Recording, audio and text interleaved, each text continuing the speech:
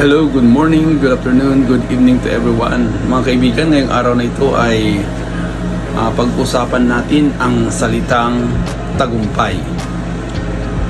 Ano ba ang ibig sabihin ng tagumpay para sa iyo, kaibigan?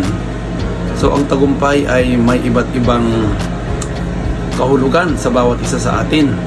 Maaring sasabihin natin na matagumpay na ako kasi mayroon na akong magandang trabaho. Mataas na rin ang posisyon ko sa trabaho, so matagumpay na ako. Or maaring sabihin na natin na marami na akong naipong pera, marami na akong naibangkong pera, kaya matagumpay na ako. Or maaring nakapasa tayo sa board exam, so matagumpay na tayo, di ba? So marami ang ibig sabihin o kahulugan ng salitang matagumpay or tagumpay. Sa akin, ang tagumpay ay hindi lang nasusukat kung gaano karaming pera ang naipon mo sa bangko at gaano kataas ang posisyon mo sa trabaho or nakapaglibot ka na sa buong mundo.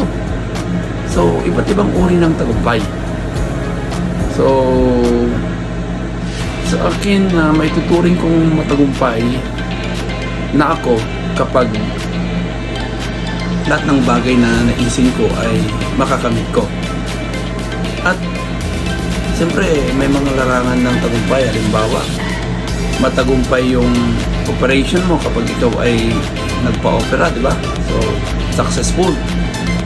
Pero ang pagiging matagumpay ay para sa akin, ang talagang kahulugan ng tagumpay sa akin ay yung kapag lahat ng tinatangkilik mo sa buhay mo ay inuuna mo talaga ang Panginoong Diyos. May tuturing kong matagumpay ka kung ang buhay mo ay nakasentro sa Diyos.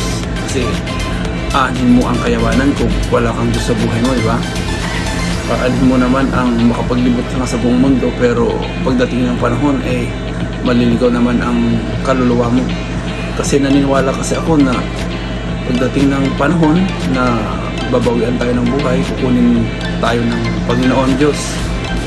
Alam ko na ang ating kaluluwa ay patutungo sa Kanya. So, yun ang ibig sabihin ng matagumpay sa akin. Kung ano man ngayon ang pinagdadaanan natin sa buhay, maaaring mahirap kasi talaga nung mahirap ang buhay, di ba?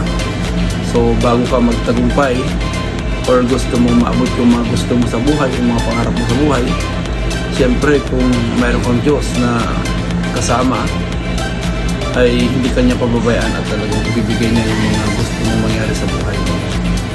So magpatuloy ka kasi sabi nga nila, winners never quit, quitters never win. So kung ikaw ay winner, magpatuloy ka kasi kung tumigil ka, wala na, hindi mo na maabot yung pangarap mo, hindi ka na magtatagumpay sa isang bagay na gusto mong matupad or makamit. So, kaibigan, ano naman ang ibig sabihin ng tagumpay para sa'yo? I-comment naman dito sa comment section. Have a great day. God bless.